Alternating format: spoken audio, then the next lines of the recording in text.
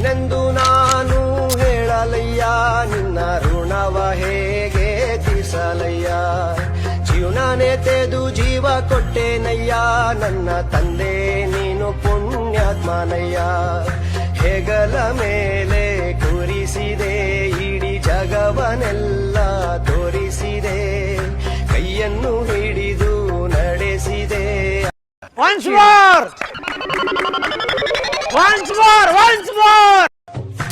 ಏನೆಂದು ನಾನು ಹೇಳಲಯ್ಯ, ನಿನ್ನ ಋಣವ ಹೇಗೆ ತೀರ್ಸಲಯ್ಯ.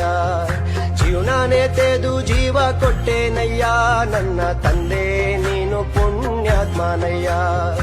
ಹೆಗಲ ಮೇಲೆ ಕೂರಿಸಿದೆ,